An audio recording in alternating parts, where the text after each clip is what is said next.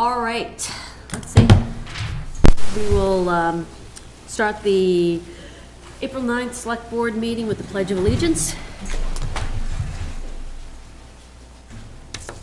Pledge allegiance to the flag of the United States of America and to the republic for which it stands, one nation, under God, indivisible, with liberty and justice for all.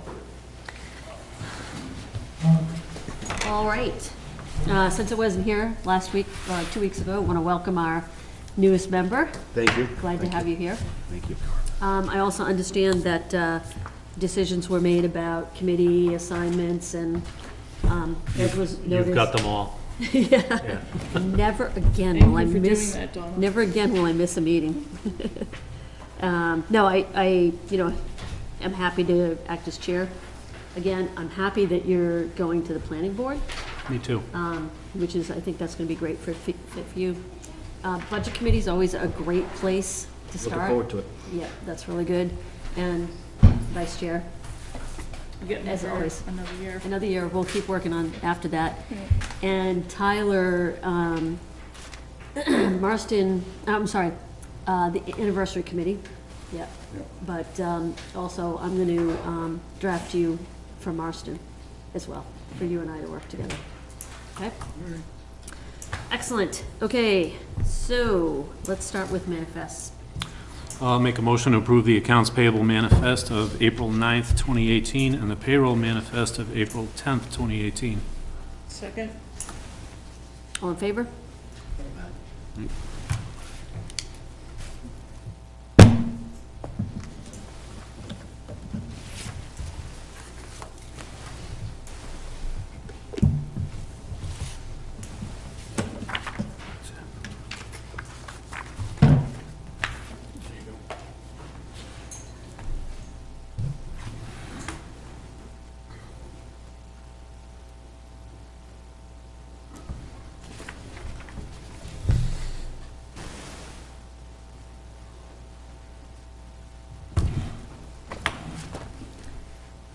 No.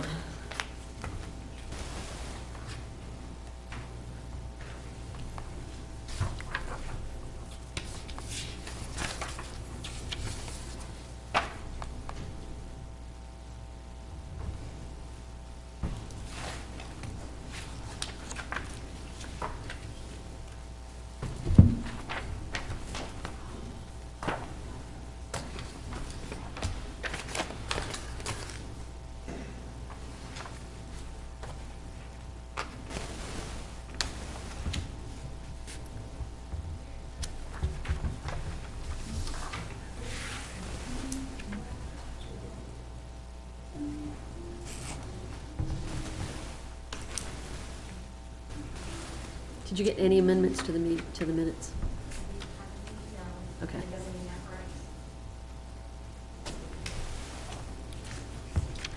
Okay, next up is minutes from March 26th. I'll take a motion.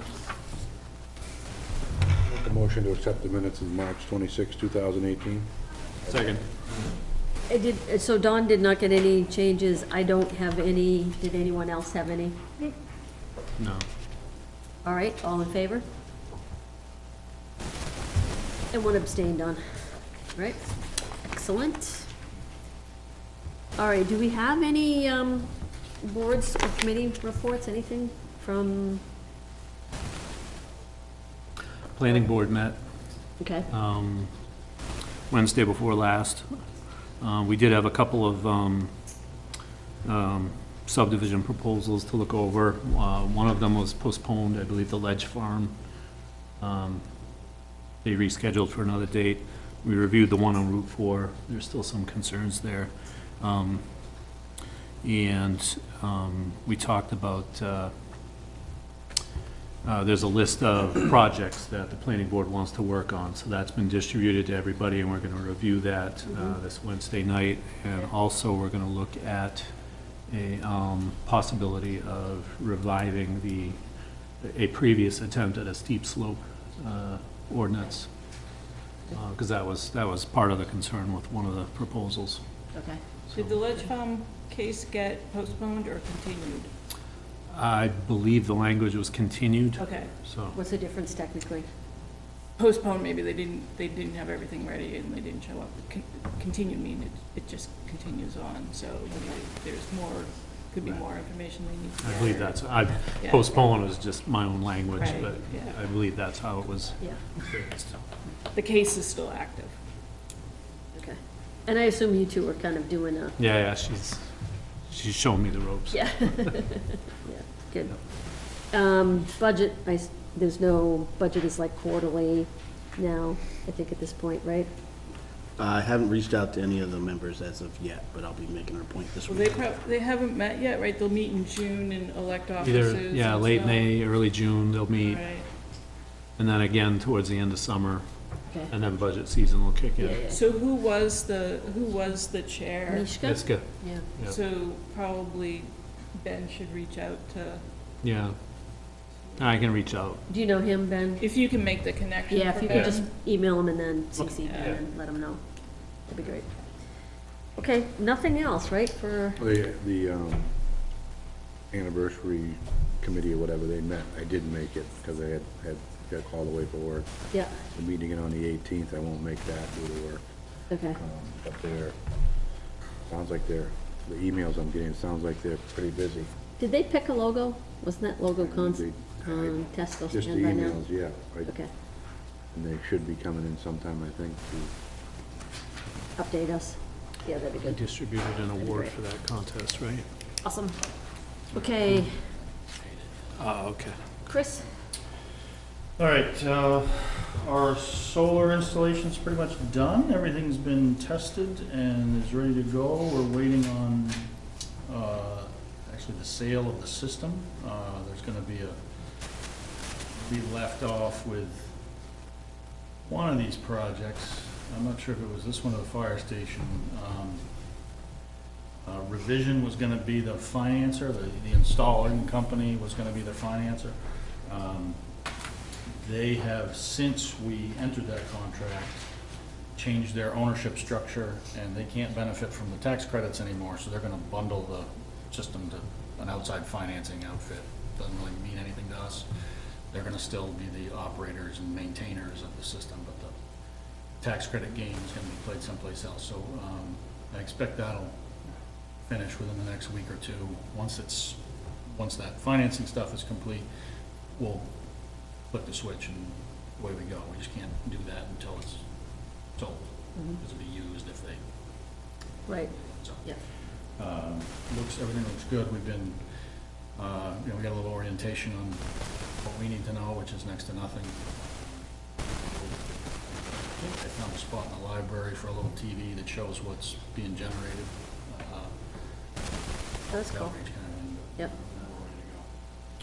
we're ready to go. The storm that took out a couple of power lines last week, and including one out here, also took out our rec van. Oh, it did? Really? Well, it's not out, but it's not healthy either. Crap. What happened? The tree fell on the roof, Oh, okay, and can't open one of the back doors, so it went off to the shop today, and okay. see what comes of that. Were we actually without power here? Yeah, we did have, but our generator kicks in, so Yeah, yeah. that's not really a big worry for us. Yeah. Caused some headaches the next morning. It was pretty short. I think our highway guys went out at some point that night, but the outage was relatively short for storms. Next, our agreement with our auditor came to an end with the completion of the last audit, and the last time we re-upped with that firm, you said that you'd like to consider different auditors, because we've been with the same one for so long. Got, I think, 3 firms interested in giving us proposals, so you'll see that next meeting. Including the existing one? Yeah, the existing one is ready to go. We didn't have as much luck last time finding interest, so that's a good thing, but I would expect the others to be more expensive. I think that's the expectation at least. Yep. if anybody wants to get down, I'll send you those as soon as I get them. If you want to get down in the weeds with them or talk with any of the prospective auditors, let me know and we can connect you, or you and I can do that or whatever. Okay. Dame school renovations that we laid out last year are gonna start in the next couple weeks, with the handicap ramp Oh, good. and doorway. Yeah. And our franchise agreement with Comcast lapses this year. Right. Right. I heard from Comcast last week. Our usual attorney is ready to go with that. We're just waiting on a proposal from them. Do you remember if we had a separate committee for that last time we went through this? I wasn't, Yeah, I didn't know if you remembered. I wasn't don't here. think we did, but I can't I remember. don't think you did either. One of these renewals, there was a bigger Right. process. I'm not sure if it was the last one or I think it was Two- one before, one two before. before. maybe. Yeah, Yeah. Yeah, I don't, in looking at what is really in play with these agreements, it's not all that, there's not a lot to negotiate. yeah, You'll need to have a conversation about things like the extra money that we recoup, that we use for our broadcast and Channel 22 stuff. That is essentially an add-on to the cable bills. That's something that we'll need to have a conversation about. I don't think we have any unserved areas left in town. We're gonna double check that. That's another thing that comes up in this The ones context. on, there was Stevens Hill for the longest time. Yeah, Did they finally that get- was on the list from the last one to be added, I believe, and I haven't done enough homework to know if that's actually been done, but there were a couple of spots left. But those are the kinds of things that come up in this negotiation. Yep. You don't have any influence over pricing or, other than that fee, pricing or channel selection or internet speeds or anything like that. There's no room in federal law for you to weigh in on that stuff, so, that's coming when I get something from them. We'll Okay. see how complex it is, and go from there. I have a pile of different things for you to sign, and I'll just read through the stack and send it down. As you see it, you can pop questions at me. One is the DRA's MS 232, which is the final report of what was actually appropriated by town meeting. We have to kind of close that loop so we know what we're doing for next year. Next is form to appoint Russ Buchholz as our health inspector. We didn't do that piece when he first came Okay. on board. yep, That came up last week in light of the thing you're gonna tackle later. yep, Some poll license agreements with Eversource. We changed our licensing and our forms and all that stuff 18 months ago or so. right, That's the last time you touched these things. yeah. This actually worked, and the utility actually did what they were supposed to do. For Ben's benefit, can you kind of talk about that? Well, the utilities have to get a license from us in order to plunk a pole in the ground. Okay. One, et cetera, and we have to approve it in advance. That's really what this process is. This allows us eventually to tax them for the asset. That's really the piece that we're here. Can you give us a clear, all it was the GPS?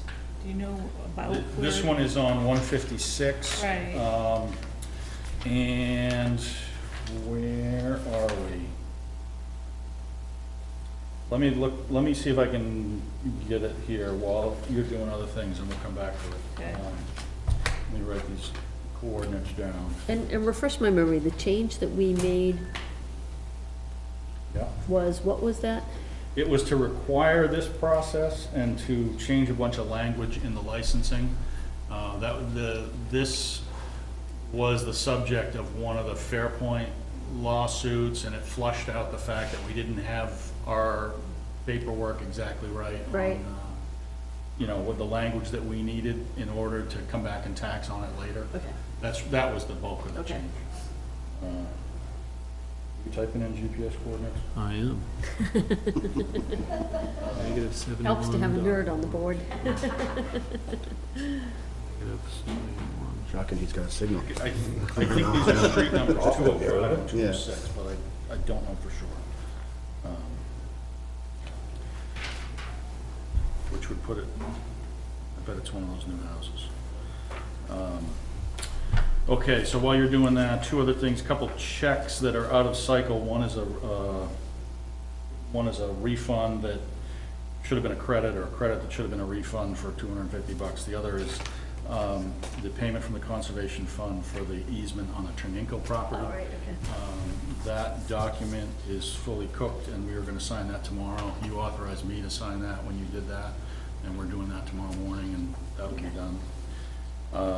With regards to other checks, you know that we each take a month Rounded. when we connect with But is Betsy that and the downhill June, okay. from the square? Yeah, that street number makes sense, yeah. Yeah, So that's on the other side of the hill, heading towards Raymond, yep. yeah, so just over the hill on the way to Raymond on the right-hand side. And can we stay on that topic for a minute? And was that a replacing a pole? Was it a new pole? This one is, It wasn't Headed toward the clear. Want to know if it's a new pole? Let me pipe in that full coordinate set, because So is it near front? No, it's, he said it's up over the hill. That box. I think it's a new pole. That's what I thought too, but then I thought I saw something. There's no mention of, I mean, if they're replacing in virtually the same spot, Then they don't need. they don't need this. Right. If it's a, you know, a dramatic move, I think it does need this, but. Yeah, we should assume it's new. yeah, didn't affect it, just put it right on the edge of the road. Yeah. So, yeah. Take a look.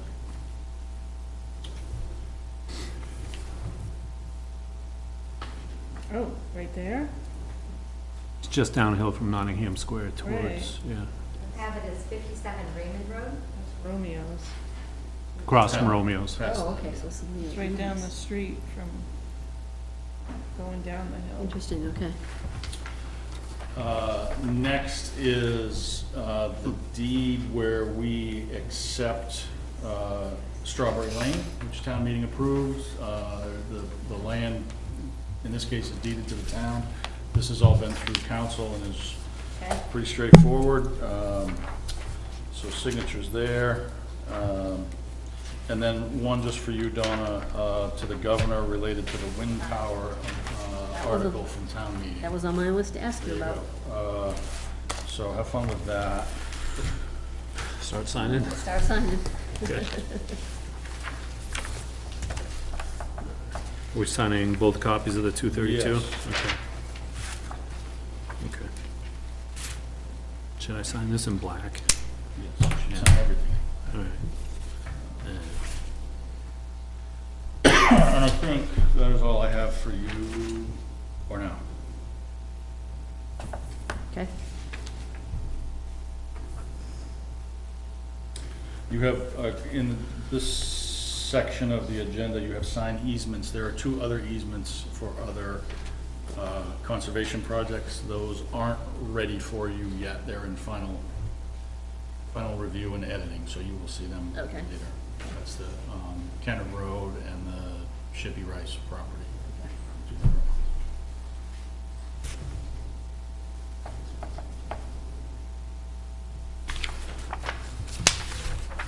Let me just hand them. Yeah, let's do, let's do them. Assembly line. This is-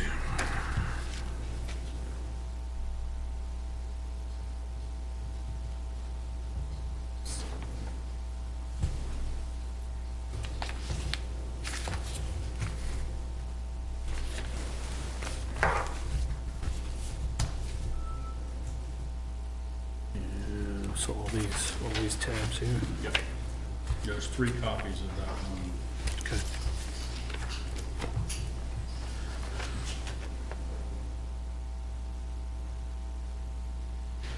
There's only 3 lines on it.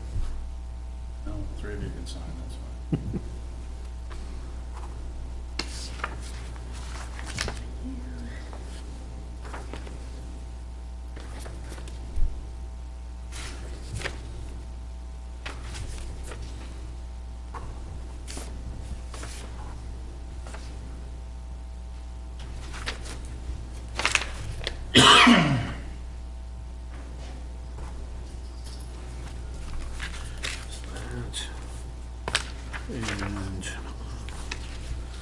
These just need a second, you said? Yep. Okay, just the two? Yep. Yeah.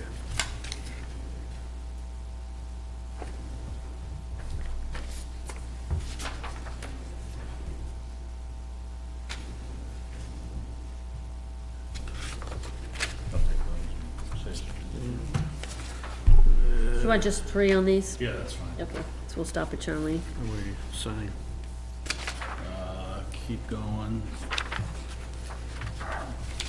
There you go. So right here? That one can come back Or after you, because it's on only the 3 side, right required. there. Okay.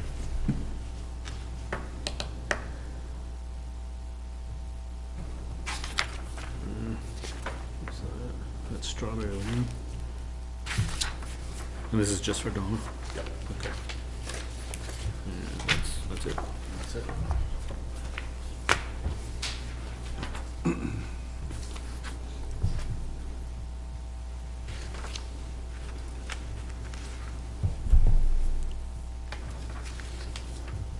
Does anybody want to see this letter before I sign it? What's that the letter to? The letter to the governor regarding wind power, development of wind Oh, power? right. Want to just read it? Sure, I can just read it. Yeah. Okay. To the Honorable Christopher T. Sununu, Governor, State of New Hampshire, address, Dear Governor Sununu, please be advised that at the annual town meeting on March 17th, 2018, Nottingham adopted the following petitioned warrant article. To see if the town of Nottingham will vote to have New Hampshire join ongoing efforts in Massachusetts and Maine to develop offshore wind power in the Gulf of Maine, and to urge Governor Sununu to make a formal request to the Bureau of Ocean Energy Management to form an intergovernmental task force to plan for regional offshore wind farm development to increase sources of renewable power. Further, to ask the Board of Selectmen to send written notice to the Governor, to Governor Sununu of Nottingham's support for this effort and to expand our supply of alternative energy. Sounds good. You guys all good with that? Okay. Sounds good. Can the PDF of that be posted on the town website so that people can see that's the result of the vote Good idea. at town meeting day? Yeah, and Chris, were you just gonna circle back with the? Yeah, you I sent me sent that. you the email, her email. Yep, I think it's a good idea to post it on the website.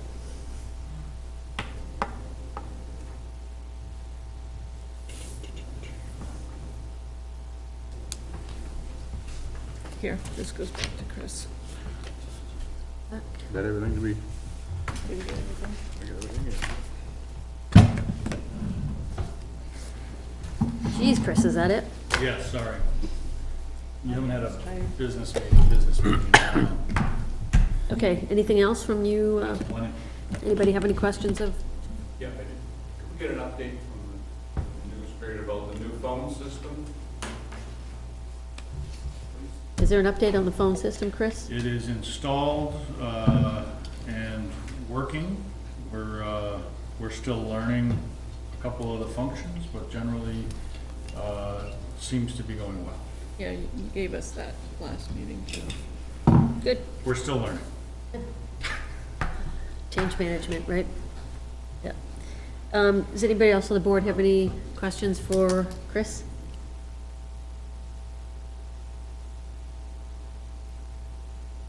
Is that a yes? I just don't You wanna send know me a whether we note? wanna talk it now or, the War Farm Road runoff. Do we wanna talk about that now or later? From the conservation. Yeah, Let's hold that, since that could be a Yeah. bigger conversation, and Yeah. we have an appointment Okay. at, Yep. 6:50, at 7. Okay. Under the category of general business, the one thing I wanted to ask was about, I don't think at the last meeting that you started to get into, a discussion about, kind of what this board wanted to focus on. for the priorities, no, we didn't. Okay. 'Cause I think we had said that we'd do it probably this meeting or the next. Okay, Right? okay. You want? Yeah, so what I would suggest is, why don't we all give that some thought, and let's have that discussion at the next meeting, which would be the 24th, I think. So if you guys can schedule a slot for that, and that meeting, that would be great. Okay. question to that. I think what we had done previously was we kind of put down some ideas and sent it to Chris, and so that there was kind of this bigger list that we worked off of. Do you We want can to do do that. it that way, or do you want to? Yeah, we can do it that way. So if you have ideas, Chris, could you also dig out the minutes from last year, you know, for the benefit of Ben, who's new, and the rest of us who can't remember what was on that full list last year? That'd be great. Okay. All right. Are you guys all here? Okay, so you're not waiting for anybody? No, John had a Board of Assessors meeting, so he went to that instead. John Warren. Okay. All right. So come on down.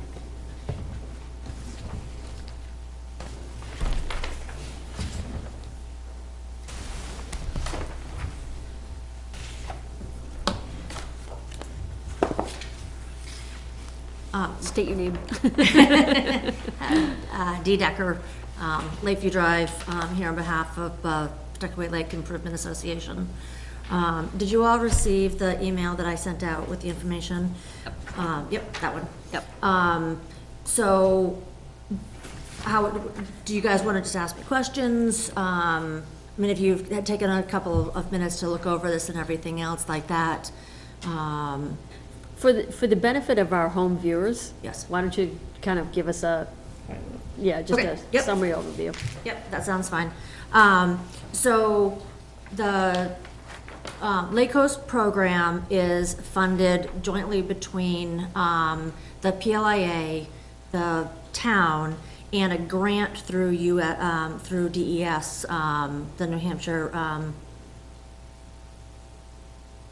Department of Environmental Services. Sorry, I went blank there for a second. And it's a program that's been going on for a number of years. This year, the grants are anticipated to be a little bit smaller than they have been in the past. One, everybody's tightening their belts and cutting back on things. And this year, they're also requiring, as part of the grant, that every program has a paid manager to do the paperwork, submit payroll, do the database entries that are new required for us this year. And so between the grants being a little smaller and some of that money going towards the paid manager, things are a little bit different this year than they have been in the past. The data entry that is taken is when Lake Coast are at the ramp, they fill out a sheet that captures information about boats and trailers going in, what state their registrations are from, they talk about the last body of water that they were in. They do education and outreach on the clean, drain, and dry law, as well as, with permission from the boat owner, doing voluntary inspections to make sure that there are no weeds or other invasive species hitchhiking on their boats and trailers, inside their kayaks, canoes, things like that. And we staff both the Fundy Launch, which is off of Deerfield Road, and the state park. The state park is a new location for us. This will be our third year there. We have a really good partnership with them. They do some of the stuff while we're not there, and then we, pick up on the busy times. And so one of the things that we've really been paying attention to is the fact that the majority of Lake Coast programs in New Hampshire run from Memorial Day to Labor Day. But as we know, those of us who live on the lake, the minute the ice is out, boats are on the water. There are already boats on the water, as cold as it is out there. And so it's really important that we get out and start doing the inspections and the outreach as soon as the ice is out. And then we also go all the way through drawdown, because we've got fishermen that are out there through drawdown. In fact, last year, our two saves were both in late September, early October, and they were significant saves with large milfoil plants that would have gone into Fundy had we not been there at the end of September and the beginning of October. So we do run a much longer program than a lot of the other programs in the state. If so we already have milfoil in the lake. I'm not sure if you're aware of that or not. But Yes. we do have milfoil. It is in South Channel, which is off of Horse Island, which is the state park launch. We are seeing fewer and fewer power boats using the state park launch. It is mostly kayaks and canoes, paddle boards, things like that going in at the state park. The majority of them power boats are going into Fundy. So Fundy is definitely our priority, but we're doing a lot of education through our work up at the state park. If milfoil gets into Fundy, it could be catastrophic because Fundy is shallow. And so it'll grow very quickly. And where the dam is over by the beach, it draws the water that direction. And the smallest fragment of milfoil can be pulled along and then drop down and grow a whole new plant, and they grow very, very quickly. So impact over at the beach and just the general Fundy area is a big concern, which is why Fundy, remains our focus for the most part. We have weekends, we've got a couple hundred boats going in and out a day. So it gets pretty crazy down there on the really, really nice days. So there are 3 variables to payroll. One is the pay rate. We use an average of $9.50 to do our budgeting, because that's kind of our midpoint. If we hire teenagers, they're at the lower end. If they're, we've got one Lake Coast that's coming back. I think this is her 15th year, I think, or 16th year. Coming back. She's coming back. Good. She actually now owns a piece of I property know, on the lake. I know, I was so happy to hear that. Yep, so she will be back with us, and so, she's at the higher end of the pay rate, pay scale, where the younger kids, starting out are at the lower, so that's why we used $9.50. The weather makes a big difference in how much money we have. If it's a really rainy year like it was last year, we have money left over. Or not last year, 2 years ago, we have money left over. If it's a really hot, dry summer, lots of people are out on their boats and stuff, we may run out of money faster. So that's a variable that, we kind of manage, as best we can. And then the other variable is the grant award. We will not know what the grant amount is until after the Governor's Council signs off on the grant, which is expected to be somewhere around April 20th. And then we're looking to start the program May 19th this year. And so we need to make sure that there are funds available in our fund before that gets started. New Hampshire Lakes manages the grant and all of our funds for us, so we basically have a bank with them that they run payroll out of. By them running payroll, it allows us to not have to deal with withholdings and all of that kind of stuff. They do it as a big group, and so they manage all of that stuff for us. Scheduling, we also want to start earlier this year, earlier in the day. We've been finding that when the Lake Coast get there at 8 o'clock in the morning, there are already boats and trailers in the water. And so we're looking at regular Monday through Sunday, starting at 7 a.m. Already have buy-in from all of our Lake Coast that are coming back to be up that early, and 6 o'clock on the weekends that we have fishing tournaments, and we have some fishing tournaments that are already scheduled for both days on the weekend. Yeah, and just clarification on that, there can be as many as 15 tournaments over the course of the summer. I think I already counted 17. Yeah. So, yeah, there's a lot of tournaments. Some of them are small, but some of them are large. Well, as we had the New Hampshire State High School Championship Tournament on Pawtuckaway in October last year. And they were planning on coming back this year. So, yeah, and that was 35 boats in October. Yeah. So, yeah, it can be a little crazy. So starting a little bit earlier, and then in late September and October, when it starts getting darker, we finish up earlier. Things are a little different at the state park. We're only staffing at the state park on Saturday and Sunday mornings with paid hosts, and then doing Thursday and Fridays with volunteers. And the the park is an interesting situation because if it's a really hot day, especially on the weekends, they may close the park because they're at capacity at 7:30 in the morning. I mean, I've been there at 6 o'clock doing boats and they're at capacity. And so if they're at capacity, the lake host will at that point go home, which is why I tend to put the teenagers over there. They're not as, necessarily dependent on the funds as, some of the adults are. Hey, Dee, on Thursday and Friday, yes. is it correct here that you're gonna run from 8 AM to 2 PM? So right now, yes.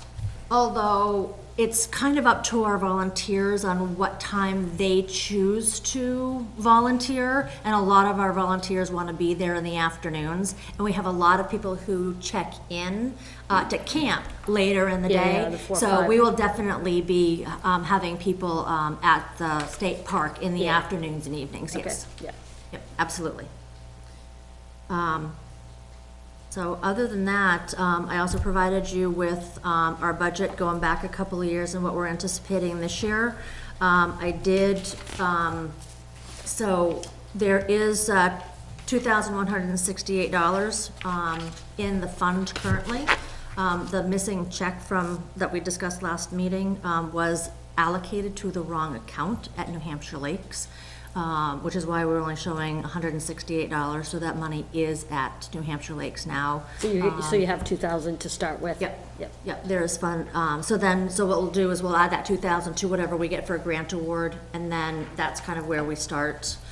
And the only other thing is, on the budget, the additional funds needed, the $5,500. That's what I'm looking at as a potential shortfall if we get late into the summer and it's been a really, really nice summer, which is what we're all hoping for. We're gonna need to, figure out, where to come up with some extra funds so that we can run later into the season. Can you just walk us through that math that you've got there? Because you've got the grant estimated at 3920. Yeah, I rounded a couple of the numbers. I didn't use exact numbers. Yeah. So the grant that we're anticipating, the maximum grant that we qualify for this year is $4,700. We're looking at an estimated $780 for the Lake Coast Manager, which would allow us a grant amount of $3,920 for the coming from the grant. And then local funds from the PLIA, $5,000. The request that we're asking for from the town at this point is $4,800, which is the amount that was in that warrant article that we had proposed. And, the potential shortfall of $5,500 that we would need to either, we're doing some fundraising through the PLIA, other monies, and then if necessary. So my math might be bad, it was never my strong suit, but if I look at the 3920, the 5,000, the 4,800, and the 55, does that really add up to 18,500? Oh, I don't know off the top of my head. I think it comes out to 10, an even 20. Yeah. 5, 10.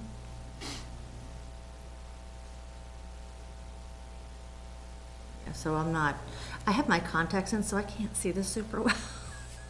So somebody else add it for me. $19,220. Yeah, that's what I got. Okay, yeah. Oh, minus the 780. Yeah, my math was off. I apologize. And that doesn't take into consideration the 2,000 that's already there? No, Okay, no. okay. And the PLIA contribution of $5,000, that's hard cash? That's what we'll send as a check, yes. Is hard cash? Yes. Okay. Yeah, well, yeah, because the volunteers, if this is what you're getting at, when the volunteers work, they have a pay rate that is considered matching funds. Yeah. And that's, towards next year. Unfortunately, we'd love to use that for this year, but that's towards next And year. that's not what the 5,000 is, the That is not- 5,000 is no, hard cash? that is actually, the contribution from the PLIA. Okay. So just, again, I'm just asking because I feel I have a responsibility. Yeah, of course. So if you're coming up with the total budget, and the funds needed to be 18.5, why didn't you factor in the 2,000 into that budget, that part of the budget? Because that's really essentially money that you've got available to fund the program. That is true. I hadn't really looked at it that way. It's, yeah, essentially, it's part of that, the 19,000, almost $20,000. But, so are you saying? It's not really if you add up those numbers, though. If you add up 3925, 48, and 55, that adds up to the 19,220. Okay, Which I understand there's still that 5 is kind of like that mystery. The 55 is the mystery number. right, But you've got the 21 that's sitting with New Hampshire Lakes right. that I would think that would have been applied to a line item above that 18.5, right? Because you've got that. Yes. So are you, I guess I'm not quite sure what so are you asking that we ask the town for less funds? I'm not there. I'm just saying, if you're figuring out the budget and you're saying, we're gonna get the grant estimated at 3920, PLIA estimated 5,000, town 4,800. Another source of funding is that 21. Well, that is true. Yeah. When I originally did this, it was $168. Sure, And it but, was, when the funds were found, and were appropriately applied to our account, I just went in and changed that number, and I didn't really think about it the way, the way you're bringing it up right now. Yeah. Because certainly that's our beginning balance, Exactly. So that beginning balance could, if it's, $2,000, reduce the local funds and the town funds by $1,000 each, to get things started if so. Or it reduces your mystery number of 55, right? The additional- Exactly, or it reduces that number. Yeah. Yeah, exactly. Okay. Anybody else questions? I have quite a few questions. Go ahead. Okay, so, just help me understand, how does the state determine what we get for an amount? So the state The state or doesn't, New yeah, Hampshire so Lakes? the state doesn't make the determination, the New Hampshire Lakes does. And they, there's a lengthy, Okay, so in New Hampshire Lakes is an association of lakes, like a membership yes. association? It is a membership association that the PLIA is a member of, yes. Thank you. Yes. So they make a determination based on a number of different things. The number of ramps that you're going to cover, your past history and your standing with the program, the number of boats that you've inspected in the previous year. I didn't bring the grant application with me, but it's quite lengthy on the things that, it's based on history. And it's based So- on your match of. Well, exactly, and that's what I was just gonna go, it's also based on our volunteer match. So in order to qualify for 100% of the funds, you have to match 300%. So we have to do volunteer matching. So here's where what qualifies towards the match, our volunteer hours and our local funds. So the funds that the PLIA puts in and the funds that the town puts in go towards our match, and then our volunteer hours make up the balance of that. And that's what's on here. So in 2016, we were at 253% of match, so we fell a little bit short. And then in 2017, we were at 318%, which is what allows us to get 100% of whatever they give out. So now, why were you thinking that why are you anticipating that we're gonna get less? You had said that. Of the grant itself this year? Yeah. Because they've reduced the overall grant, because they know the funds coming from DES, that pool of money is already smaller. And so in order to spread it out evenly amongst the different, participating programs, they have less money to Okay, give so out. the money comes from DES, and New Hampshire Lakes Association is the administrator Correct. of okay. Yep. So what amount is coming from DES. And that amount is smaller this year. Okay. So a second question is, you had there was milfoil last year, right? The, 2 you know, years ago?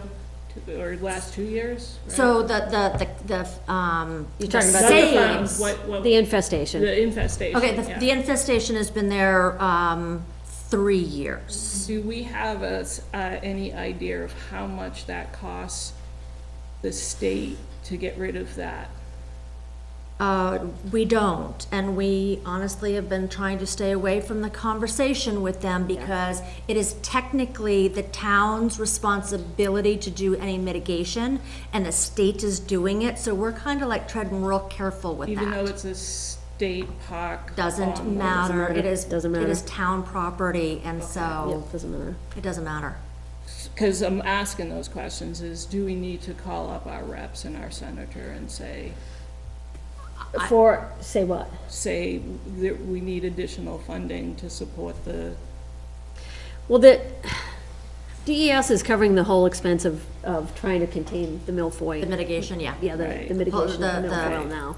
Pulling it out and everything else, we're sending divers out to locate it and marking it, and then calling them, and they're sending their divers out to come and pull it all out. It's a very technical process because tiny little fragments can make it spread, and so these are highly trained divers that go in. do you have any idea of, is DES doing that same thing in the other lakes where there's been milfoil and there's state parks on the lake? As best I can tell is they will do it a little bit at the beginning, but not nearly to the extent that they're doing it here for us. Pardon? I think they're taking responsibility because of the state park.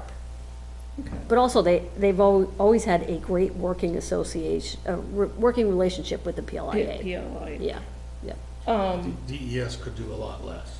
Oh, Yes. a lot Yes. less. Yes. So we don't, so in some ways, while they've reduced the funds, we're still benefiting right now. Oh, absolutely. Yeah, yeah, And it yeah. is far less expensive to keep milfoil from going in Right. than getting it out Yeah. once it's there. Yep. The other question I had is, how do you know how many fishing tournaments are coming on the lake? So there is, and that's actually one of the links that I gave you, on the. list. Okay. So there's a link that goes to Fish and Game, and it lists by lake, the date, who the organization is, all of the information about Who the them. contact is. Can and we how many ask boats. those fishing tournament associations or whoever they are for donations to the PLIA So- that we could put toward? We have our booklets there, and we do talk to them, but we are not allowed to solicit donations or memberships you're from, At the boat launch, but as the PLIA, can you, like, I don't know, is that considered lobbying? no, it wouldn't Never be. really, I mean, honestly, the We're fishermen, asking for, the Yeah. PLIA is asking for a donation to Joe's Fishing Tournament, right?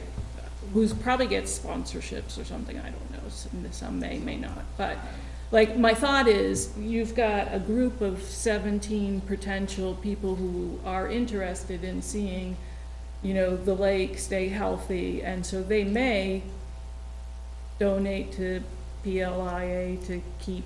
it's an interesting thought that The has never health of the been lake, right? brought up, to my knowledge. Right, and we've tried to kind of figure out ways of how to do things like that. Like the lake hosts themselves cannot do it. Right, I understand that, and that's not the appropriate There are some place. different challenges to doing it, but Right. it's something that we can investigate further. And one thing is, the state no longer provides us with any contact information. Oh, for they it. don't? No. Oh, that It stinks. it takes a long time to track down who's running to have any conversation with them. 'Cause And they then used they to- don't answer phone calls or emails. They used to or- provide the names and the phone numbers, and Right. when I was running the program, I used to call up every one of them, like, 4 or 5 days beforehand to confirm that they were doing it and how many boats they were having. So Right. had you had that information, still, it would be a great opportunity to just suggest that they might be interested in Absolutely. making a donation. Yeah, I'd Yeah. find out who they are and Yeah. if I was the board, write letters and you know, every little bit helps, right? Not that Absolutely, yeah. They're gonna send in a whole bunch. Do you know how many lakes are in, as, are part of the New Hampshire Lakes Association and are receiving? I do not. I was just curious about.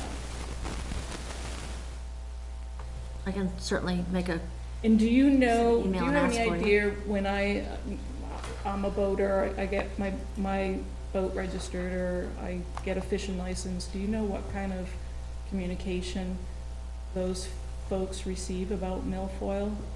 so, The boat registrations, there's on, you back the registration, or they're giving you, with the registration, the information on clean, drag, and dry, and about removal of milfoil. So there is awareness, at least. To try to, yeah, okay. And- That doesn't address the numerous kayakers and things like that who don't have to register the boats. Right. right. And then, anyone who applies for a, any kind of an event on the water, when they receive their event approval paperwork from, the state, they send a stack of, brochures to hand out. So every fishing tournament, organizer is getting a stack of brochures on the clean, drain, and dry and on the milfoil. So the state is doing outreach themselves for that stuff too. Right, thanks. Anybody else?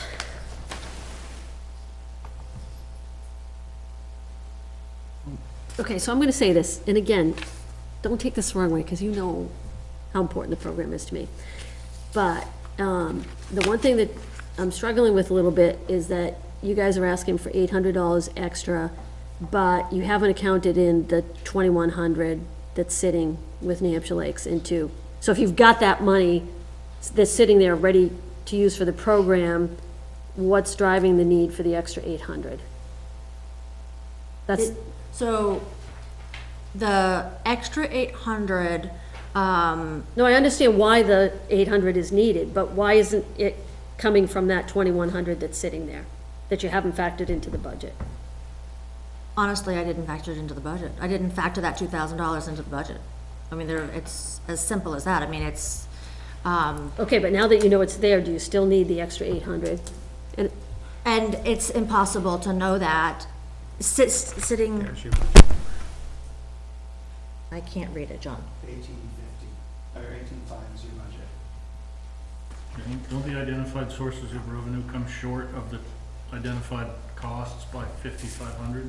Well, I not, thought it no, was 5,500 was. but it's not if you haven't figured in the 2,168. So that's It's, still it's, short 3,000. Yeah. sure. Okay, so, everybody okay with that? Well, I think you're just letting us know for information purposes, right? I mean, we've got, what, we voted for 10, Yeah, the question on the table is that we've always given 4 in the past. Does the board want to increase it to 4,800 this year? well, but to me, it might not be that much more. Well, that's what they're asking for. So I have a request, to leave with you tonight for the $4,800. Right. And not necessarily requesting the entire $4,800 right this, I mean, requesting that the board approve the $4,800, but not necessarily send $4,800 immediately Yeah. to New Hampshire Lakes. We need to make sure that there are funds available, at New Hampshire Lakes, so that when payroll starts, the funds are there. But you have the 2,000. Right, well, we'll have the 2,000 and we'll have the grant money. Yeah, yeah. And so then, you know, my concern is with the way this fund is now, it has to come before the board to be approved in order to be sent. So my hope was that so that it could be approved as, okay, this is what, you know, we approved to do, but then I work with Chris, because we get after every payroll cycle, we get an update of where we're at. And so, then I can either bring that to the board as a whole, or bring it to Chris and say, this is where we're at, this is what the PLIA is sending, this is, where we need to be. And if it's a really rainy year, the money's gonna last longer. If it's a sunny year, we'll see. How often do you pay the folks? Every 2 weeks. Every 2 weeks? Yeah. So, I mean, to me, is once you know that the grant money and the starting funds that you have are getting down low, then contact Chris with like the next month's cycle. Yeah, I mean, you do have to be careful because you can't let it go too low, right? Right. So what I would wonder is if maybe we do check-in periods, right? Because honestly, one of the things that bothers me is having $2,000 sit with New Hampshire Lakes Association at the end of the year. I'm aware of that. That bothers me. So I wonder if there isn't kind of like a compromise. So, as you know, from having run the program yourself, at the end of the year, if there are funds left over, there are two options. One, leave it with New Hampshire Lakes for the next year's program, or request it be sent back. So there is that mechanism to have it, sent back. So if there was funds left over, it could be, part could be sent back to the town, part could be sent back to the PLIA, depending on, where things are with it. My hope would be that there would be little to none left over, that we would manage it to the point that, So what if we did this? And I mean, Tony and Ben and Tyler, speak up if you think I'm being a complete jerk, but if the program starts in May, well, on this topic, not anything else, the program starts in May, what if we get together again, like say, let's say, I mean, I'm not opposed to saying, okay, here's the 4,000, we're gonna contribute the 4,000, let's get together again in early July and see where you are then and what the additional need might be, and then let's talk about that additional funding at that point. Because we don't have to do it all now, right? We can get together again and you can say. There is that weird little line on the grant that says, all funds must be sent to New Hampshire Lakes by May 1st for your anticipated needs. They've never required, they say that they're gonna send a bill. It's never happened. So if it happened for some reason this year, then I think I'd be calling you on the phone and saying, hey, we gotta, something else to talk about here. Yeah, but actually, the 4,000 we never paid until after the first tax bill, right? Isn't that when it gets paid out? So in 2016, it was sent on 8/15. Oh, yeah, okay, you're right, it's different, it's a trust fund now. Yeah, so I put those dates specifically on here so we could see when those checks were out. But yeah, the trust fund is what makes it a little different. Yeah, it does, right. So you could start with the 39, the 5 from the PLIA, estimated 39 from the grant, the 2,000 that's sitting there, the 5,000 from the PLIA, and then say 4,000 from the fund, and then that gives you a good number to start with, and then let's get together again in July, and if that, additional 800 is needed at that point, then we can talk about doing that at that point. Yep. Does that work for you? And we may not know by the middle of July. I mean, we may need to talk about it again the beginning of August. Exactly. I mean, if there's plenty of funds there, Yeah, but we do it in time where you're not in a pinch where you've got a gap. Yes. So that's why I was suggesting beginning of July. Yep. How do you guys feel about that? Where's the 5,500 gonna come from, the additional funds needed? So when I sat down and worked out a schedule and said, okay, no holds barred, put in all the hours I wanted, I'd like to have staffed and everything else, what did it come up to? And it was like $35,000. So I started paring down and saying, okay, where's the priority? And so I pared it down to the point where it, so that covering this schedule that I sent out to you, Sunday through Saturday, 7 days a week at Fundy from the 19th of May through Columbus Day, and then the 2 days at the park, those hours at an average of $9.50 an hour is where that 1850 came up. Or 18,005. So how do you guys feel about, I think your plan is a good one. okay. Any thoughts, Ben, or questions? Well, I just had a quick question. You had mentioned that the people that have been there for a while, they're paid at a different rate? They are, So yes. what does it max it out at? The maximum we can pay a lake host is $12 an hour, unless we have written permission from the Board of Selectmen to pay them higher. Okay, and how do you determine who gets what, how much they should get? Well, the returning lake hosts that have been there for a long time, they pretty much know that they're at the top, and if they're So gonna it's come based on back. experience and how many times they've. Exactly. So the younger, newer, lake host, high school, college age, I start them out at $8. And then if they, return the following year and they've done a good job and whatever, then I'll put it up from there. I usually do it in 50-cent, or the last few years that I've been doing it, 50-cent increments. A couple of them chose not to take an increase because they wanted to make sure that there was enough funds, so they Cam didn't even take an increase. Wow, For awesome. 2 years. Yeah. Of course, he's not coming back this year.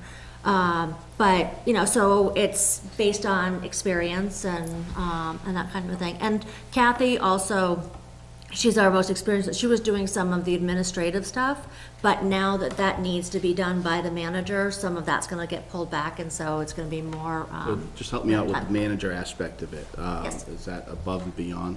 Is that additional, or is that included in all this? So in the payroll grant amount, you see the $780. That's our estimated amount that the manager is going to be paid. For this year, because it's a brand-new thing, I'm going to be the manager. Hopefully, it's gonna be less than that. The fewer hours that I can do towards doing paperwork, more of that money goes to the ramp, and I'd much rather have that money spent at the ramp. And so, but it's being required this year, so. So the manager is also like doing things like this, Right. right? That's part of her responsibility as manager, hiring, right, monitoring. You have to go up on the weekends and check on the hosts. Spot What checks, kind of issues they have, all the scheduling changes, somebody's sick, reporting to New Hampshire Lakes, Yeah. making sure that the samples get sent in and Yeah. all that stuff. Fortunately, most of the samples now are all done by photograph. Oh, yeah, that's cool. And so it makes Yeah. it so much easier. We're not doing, that's cool. mailings and stuff like that. So, Yeah. but yeah, I started this process, the beginning of March, and I won't be finished until the end of October. So it's a good 6 months, and it's, 20-plus hours a week that I volunteer, to run the program. So, So the boat ramp, I mean, is that owned by us, the town, or by the state? the state Fishing Game actually owns the Fundy Boat Ramp. Now, do they get any money for people coming in there with their boats, or? No. It's a pub. Okay, so did that work for you guys? Yes. Okay, cool. So we'll, get in touch with Chris, plan on coming back that early, maybe right after 4th. And let's kind of go through it again, and if there's a need for additional money, we can talk about it then. So here's the written request. We need you to vote to allow us to take money out of the ETF. So whatever motion you wanna make to that effect. There is D. membership forms in there, Just don't so wanna that if waste you it. guys would like to become members of the PLIA. Okay, so before we have a motion in, just want to make sure everybody's cool with issuing the 4,000 at this point in time? Yeah. Okay, so, yeah, okay, so I'll take a motion. What's the name of the fund? Invasive species eradication and Oh, I get my, prevention. No, it's not that. Something. I've got my annual report, I'll look it up. I think it's in there. Species prevention. Yeah, hang on a second.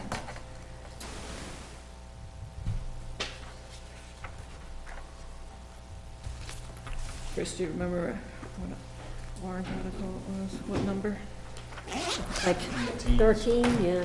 13, It was 14? like third to the last or fourth to the last. Okay, I make a motion that we expend $4,000 from the invasive species prevention and eradication removal expendable trust fund.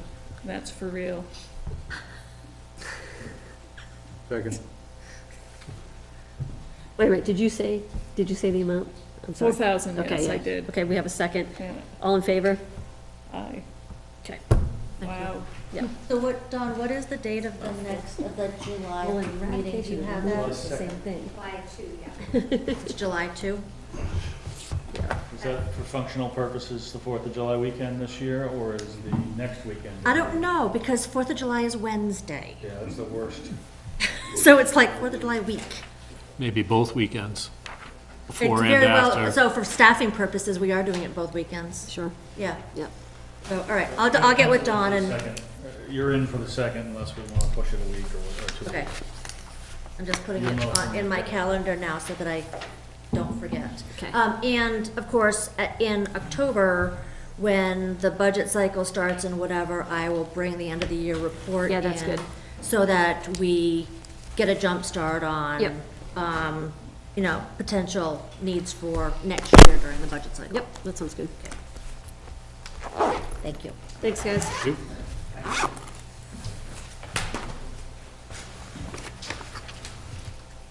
Do you want to talk about the legislative? Yeah, just real quickly, if you recall, or if it's new to you, the municipal association gives its staff, its lobbyists, essentially marching orders each session, or biennium, one or the other, marching orders on what the priorities for the municipal association are going to be in terms of legislation they're pursuing. There is a long process by which local officials submit suggestions for new legislation, and that gets reviewed by committees that are set up by the NHMA, and comes back to a conference in the fall where each of the towns vote on those. Is that something that we want the municipal association to support? Do we want them to prioritize it? It runs the gamut from, do you want the NHMA to protect existing revenue sources and, you know, basic stuff like that, to should this sentence in a law about this form change?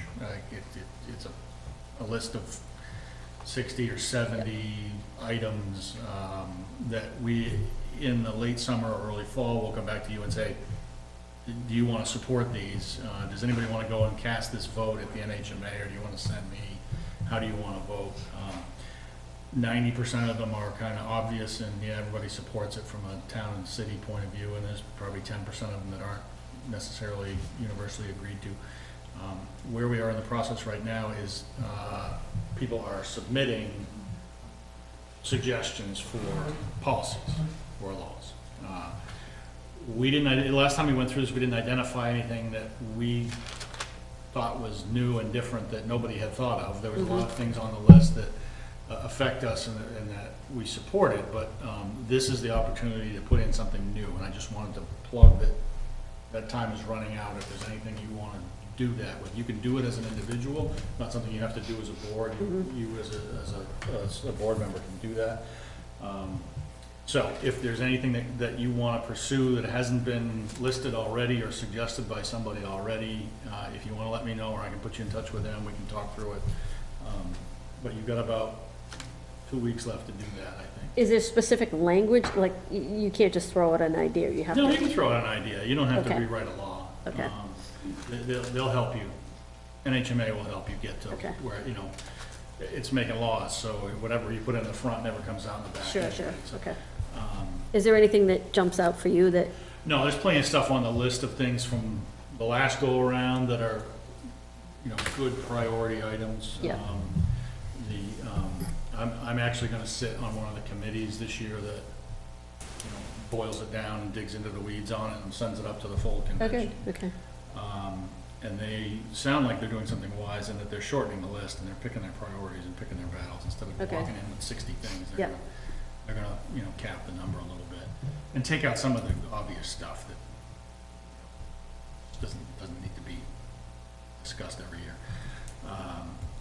So this is the opportunity. I don't have anything. I'm not carrying anything around that.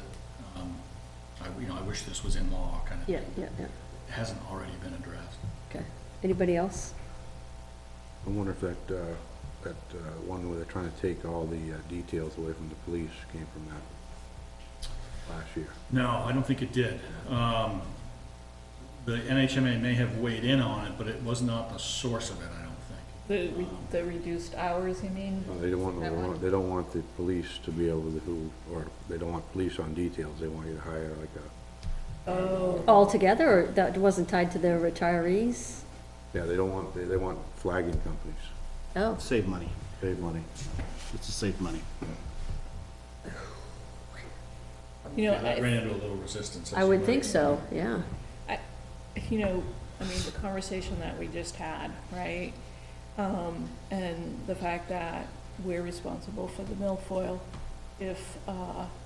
if it happens on the lake, and yet here we are with 2 public ramps on the lake. You know, I think it's a bigger question, but I just question, I wonder, to put that kind of fiscal threat on a town, if it happens. And With no choice in the matter. with no choice in the matter, and You have a choice not to deal with it. we have the choice It's not to deal with it. It's not really a good choice. Well, right, but the consequence is, Yeah. you know, decreased property values and water quality and. Oh, yeah. It's a big impact, so if we don't clean it up, property taxes, the property value will go down. If we do clean it up, it's a huge burden, you know, so either way, it's a huge burden on the whole town, right? I wonder if it would be interesting to understand what their perspective is on it, because, not that I agree with it, but if I was playing devil's advocate, Right. I would say the town reaps the revenue from the lake in the form of property taxes. The state reaps the revenue in the form of park fees. All the people. Well, yeah, ours is interesting because we've got You don't get any money. the from park. Right. Right, and I suspect that that's partly why DES is being so cooperative in helping with the milfoil, is because they stand to lose, right, in the park system. Right. It'd be an interesting what if to, you know, just to consider if the park wasn't there and that side of the lake was developed, you know, how much revenue are we losing by the presence of the park? Yeah, I mean, can we say we're already at a loss? I mean, there's no way to judge what that alternate universe would look like, but the other thing that's interesting is that nobody owns a lake, right? Lakes are held in public trust, right? Right. I mean, I think it's a bigger thing than the 5 of us sitting Yeah, yeah, here yeah. could even attempt to put legislation in, you know, there's a lot of other towns in the same situation that we would be in, or, you know, are in. And I think it would take, you know, lots of conversations, and not something that we would want to put in, but it might be something that we might want to get I mean, for the budget- more educated on. For the Yeah. budget that they have, I mean, it's not like it's a precious part of town, right, the lake. I mean, we're talking peanuts of what they're trying to do to prevent the milfoil or whatever it be, but, I don't know. Maybe you could raise monies another way too, I don't know. Well, you have the ice golf for certain things, could they have something else out there on the ice for them? If you get, the cost is actually something like $30,000 an acre to try to just contain Contain it. milfoil. You can never eradicate it Right. completely. Right. But and we're lucky because it is contained to one area. Unfortunately, it's the high-traffic area because it's in a channel, right? And they use, what do you call it, those foam tubes that you use for floating on. Anyway, they mark them, right? Right. And I've actually seen Boats go boats go right through those. So it's a high-traffic area. Okay. So, but $30,000 an acre is a significant cost, you know, so we're lucky that DES is working so hard to contain it at this point. You know, I just remember when I was looking for houses back, and this is back in like 2000, right? And it was in BOSMtg, that there were lake properties, like wicked cheap. Yeah, Well, they were wicked cheap because those lakes were just, you know, just choked with milfoil. So yeah. it was, Pittsfield. it was significant impact on. Yeah. Well, it's also, it's kind of a bigger topic when you think about our particular situation where we have the state park. It's the impact, it's the impact on the town in general. We've talked about this before with police and fire, Yeah. right? Well, and I think when you listen to what's going on in Hampton, right? And what they're doing with the park, you know, and trying to work with the governor. I mean, so, you know that we're much at a much smaller scale than they are, but that municipality is feeling the brunt of the, you know, kind of the services that are getting used to deal with that park. Pawtucket is the second highest revenue generating state park right behind Hampton. Right, Yeah. so maybe we should like call up, go have a co-meeting with the folks in Hampton. What are they trying to do?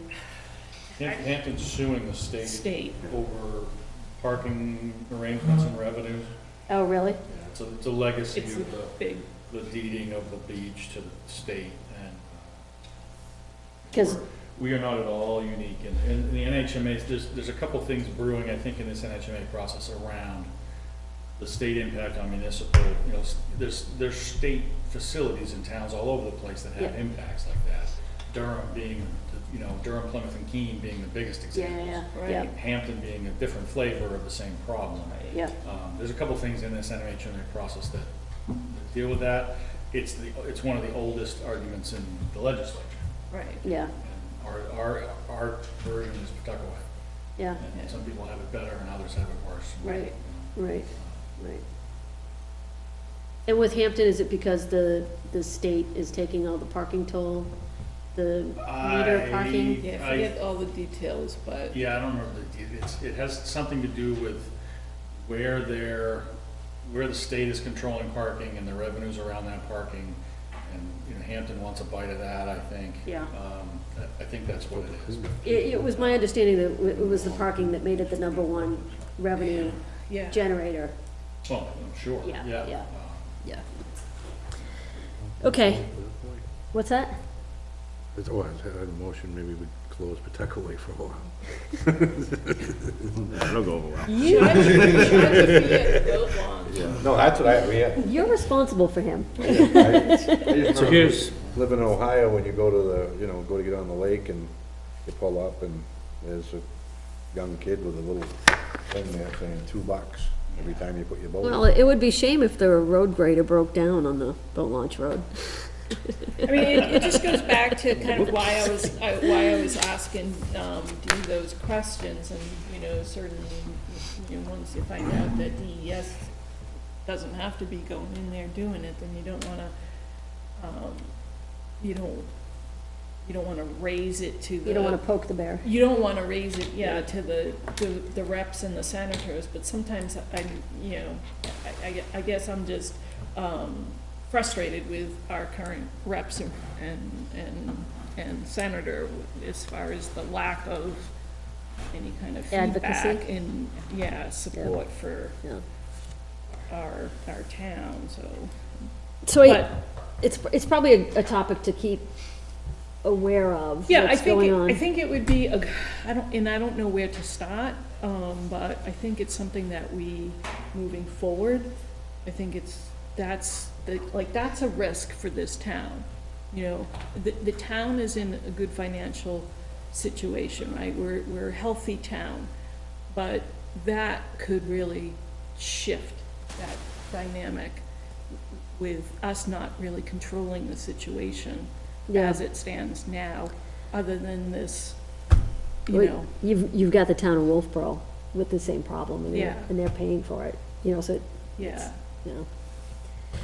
Okay, Would you take a question from the audience on a legislative issue? sure.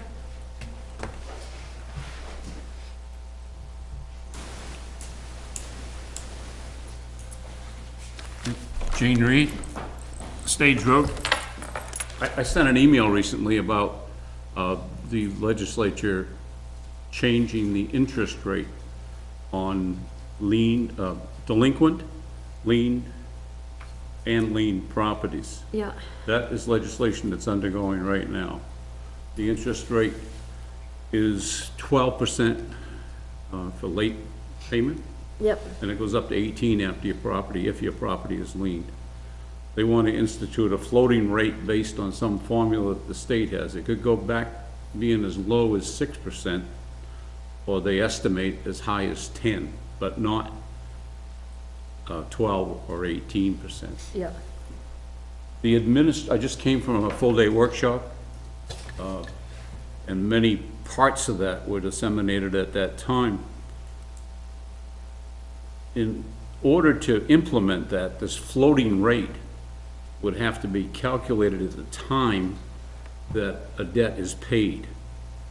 Right now, the computer program, because it changes, and according to them, it changes periodically, not just once. Chris is shaking his head, yes. No, you're right, it's a nightmare. And to administer that, there's, between tax collectors, and a lot of the tax collectors are also town clerks, but there was universal opposition, and the plea, the email I sent, I didn't have your address, was to contact, it's in Senate now. It was rejected by the House and Ways, one of the committees was rejected 23 to naught. Yeah. And it got to the floor, and somehow it was overridden. So it's going forward to the Senate now. So the governing body, in my estimation, should voice their opinion. Besides the administrative point, of course, is the fact that the town could turn into a bank. Because where can you get a loan for personal loan for 6% with no application? You can't. So the priority would shift away from paying your property tax. Could. I don't know if it will. Yeah. But the logic of anybody that can do finance would say, should I pay off my credit card, or should I pay off my 6% loan that the town's given me? What's their rationale for the floating? I don't know why it got sponsored, I don't know how. I came in on the tail end of this after it had already been through many steps in this legislative process. They're pegging it to another DRA penalty rate or some other calculation that's already done by DRA for some other function. They're just piggybacking on that. I don't remember what the... Yeah, it was a convoluted thing where the law as revised would drive you to RSA, something unrelated to taxes. How do you communicate to someone what the exact penalty is gonna be, what their penalty is gonna be? Right now, the computer computes it. So if I got somebody with a lien, and Donna calls and says, how much do I owe today? This is how much you owe, because the per diem rate is this. It's It's crazy. And what So they're that- proposing is if, proposing nothing in the computer unless you would have reprogramming every time the rate changes, which some of you are more computer expert than me, but can you imagine going into a computer and seeing every line of code that relates to a rate? It's, Avatar was there. Avatar is the biggest by far. They did a poll. Who has Avatar? Who has BMSI? And there were two other ones I don't even recognize, but Avatar, computer person was there, and she has line experience as well as advice and provides support. But she was just, I can't do this from a management standpoint, from a implementation, from a frontline standpoint, and from a computer programming standpoint. So I don't know who's driving it, why they're driving it. I understand people don't like paying 12%, they don't like paying 18%, but if one of the only ways the town can raise money, and then the drive is to not make it friendly, but to make it punitive. That's, Yeah, and if you don't like those numbers, then come up with another number. Don't make it a floating thing that nobody knows or understands. Right. yeah, I would think that would be, you know, if they're gonna change it because they feel that that was put in place back in the whatever years when the interest rates were very high, that's one thing, but to tie it to a floating rate is burdensome, to say the least. So I had sent that email, Chris, do you see any rationale for why they're doing it? Is there anything? Well, it's just part of the, it's viewed as punitive at at 12 and 18%, that's. Sure. Yep. There are people who view it as, it's excessive.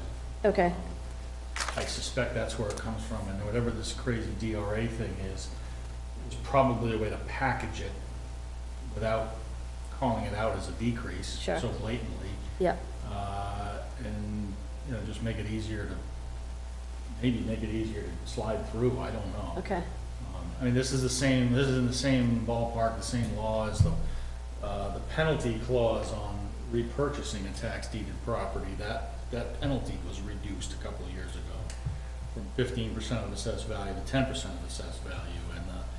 And, if it's your primary residence, that penalty goes away. And it's that same, it's the same motivation, I suspect, in that it's viewed as did that rate get affected too? I'm not sure. the repurchase. The repurchase penalty amount went from 15 to 10%. To a fixed amount though. Correct. Yeah, it was always 15%, they dropped it to 10. so what's the timeline on this, Gene? ASAP. Okay, so are you asking us to send a I letter? am asking you to. Okay, does anybody object to that? No, and I appreciate you coming and explaining it more, because I didn't get what you Yeah, just I told didn't- us out yeah. of the email that you had sent. Well, if you saw the And that, The man that wrote the letter, if you saw that attachment, he is the New Hampshire Tax Collectors Association legislative representative, and has been on top of this stuff for years. So he wrote a letter from his perspective, I think he's Concord, Okay. if I'm not mistaken. But he gave some of the highlights of his objection to it. But I think that it doesn't affect me as much as it does the finances of the town too. I can tell you how much we collect in, with a report, I don't have it with me, of how much we collect in that stuff, and we have situations in town where people don't pay their taxes. But it also does make your job more complicated. Absolutely. right, it Yeah. becomes an administration nightmare. Yeah. It's not, like, as I say, the ones of you that are familiar with computers and the Yep, writing code, I can't imagine trying So you to were cover. saying, though, it came out of the committee as nobody was in favor of it. Yeah. And then it went to the It went to the State floor, and for some reason, it representative, and they, fairly close, but was it 180 something to 120 something? It passed with a margin, and I don't know who's driving it. As I say, I come in on the tail end of it, and it was a subject. And besides the emails, they discussed it the other day at the workshop, so. Gene, do you know if the Tax Collectors Association is coming out against it, or? They have, Yeah. right along. HMA has. And Oh, thank you. NHMI. It's in their Okay. bulletin. okay. Yeah, they've got both barrels on it too. That came up in my thing with them last week. They're being quite vocal about it. But it's going to the Senate. I don't know when next hearing is, but it's active right now. It's Okay. not- You want to write to Senator Regan and Yeah. Please, yes, Yeah. yes. And the committee chair that it's going to, Yes, you know what committee it's in? I don't have it with me. That's fine. Chris can find out. Okay. Thank you for raising that again, Gene. Okay, you're welcome, thank you. All right, you're here for other reasons though, right? I am. All right, I've had off and on conversations with Chris about I guess you know why, I'm gonna assume, but I won't assume. You know why I stood up at town meeting and asked for an increase in the 2018 budget? Seeing blank looks. The reason I did it was because Chris had indicated that he was going to encumber 217 funds, which I initially, months ago, thought was a good idea. Then I realized that it's a capital, not only is it it was a capital budget item, which is over that amount for a capital improvement. And we did not have an appropriation for it in last year's budget. so that's when I reversed mine and communicated and copied you folks on the last several emails on it. I thought it was best to have a clear-cut understanding of where the money was to come from and give the voters a chance to vote up or down on that capital improvement. And that's why I added, or tried to add, and did add the $10,000, because I didn't think it was proper to encumber it from 2017 unspent money because of the lack of appropriation. As of today, I just got an email from Chris that said that the line item that has to do with repairs or improvements to the town buildings was the appropriate place to put that. Maybe it was, maybe it wasn't, but I think it's an ill-defined line, frankly, to slide a capital improvement item in there that the voters haven't had a chance to approve. So I did that, and now that we have the money, and I feel better about it, and I hope the voters feel better about it. But I don't know if this board considered, when they discussed it but didn't vote on it, that it's a capital improvement and it should have been accompanied by an appropriation of the legislative body as well as the governing body. So my question is, we've got former budget committee members here, and one of the first things on the budget training is appropriations, appropriations, appropriations, no spending without an appropriation. So I think Chris's last response to me covered it too, that we'll run a tighter ship, and I hope you do, in considering using unspent previous year, encumbering in general, that there should be an accompanying appropriation for the encumbered funds. So I think, Jean, that, you know, I think as Chris indicated, that the appropriate line for that was the town hall, other buildings, miscellaneous, right? And that is a line that, you know, can have an appropriation with it. It is. I just got that information today. Yeah. Prior to this Yeah. day, I did not know that Yeah. that was the line it was going to. Yeah, so, I mean, I think as far as using that line, for it in 2000, you know, at the end of 2017, given the critical nature of it and the, you know, the importance of security, as you'll agree, you know, we all felt that that was appropriate. So, I mean, yes, as Chris said, we probably should have done a better job of having a motion and voting on it, but I think, you know, those are the things we can be more careful of in the future, but the intent was, you know, in the right place for this board, for the Well- safety of the people who work in this building. I think the other thing too is you keep using capital improvement, and capital improvement, as far as what is put into the capital improvement program, is long-term planning.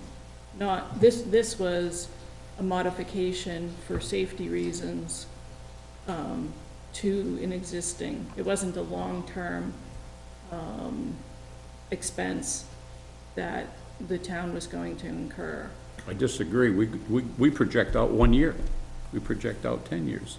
So a capital improvement program is that. A capital improvement program in the beginning of the program is identify what a capital item is. For 6 So- years. Out to 6 years, but we've put things in line for next year, which was the budget we just voted But on. I So do, that doesn't, I do not see what we did as a capital improvement. That was a modification to an existing room, like if we were to build a petition wall for whatever reason to this. it meets the definition of a capital improvement. I didn't write it. And it was on the plan. Now, the plan is not compulsory, it's advisory. I understand that. My only concern was that there was no appropriation. There is now, and I'm ready to move forward. And hoping that the board will, it's, your job is not easy, I'll give you that. And when you come up with something urgent like that, it could have been handled just as easily by making an appropriation for 2018 as doing it in 2017. The time lag is negligible. The work just effectively just started last week. We had a meeting with the contractor and Chris. And so it's going forward. My biggest concern was no appropriation. I'm repeating myself, but that is it. So the other thing that was discussed on the December 18th meeting was replacement of some playground equipment, and that was discussed to be encumbered also, although not voted on according to the minutes. Not us. Board of Selectmen meeting, unless I'm losing my mind. No, there was that, I think you're thinking of some replacement of some recreation. Yes. Remember we did some equipment, Oh. we swapped out some. Mats or something? Mats or tumbler or whatever that's. I didn't know what it was. Yeah, Yeah. that was not an encumbrance. That was a purchase. They were lumped together in the minutes, so. There was a. Good. No, but it was not an encumbrance. It was a purchase from the rec. So there's nothing, Chris also informed me, I just read an hour and a half ago, that there's nothing else encumbered for 217. That's all good. So I'll please. Sorry, thinking back to previous two budgets, we had similar expenses. One, the siding on the building, and another one, actually possibly two, for the roof. Did the roof get done in 2 phases? Yep. It was. And I think they, don't quote me, I'd have to look at the budget, but I believe they were in that town hall, other business, miscellaneous line. But it was in the comments that they were specifically called out. So in a sense, yes, they were in that miscellaneous line, but they were also specifically labeled for They were for the benefit of the they were voters. appropriated. Yeah, My but they understanding- weren't called out separately in their own lines. Right, and it's, anybody that doesn't call out a line like that, it's out there. If someone wants to ask a question, why you got $20,000 on miscellaneous, Yeah, that might be the reason why to ask. And if the question's not asked, I just hope the budget committee and things that come up like that, again, I'm ready to move on. yeah. All right, what else is on your list, Gene? Chris has got something on his list. Tax deeds. Yeah, so I wrote to you today about an enforcement situation we have over on Barrington Road.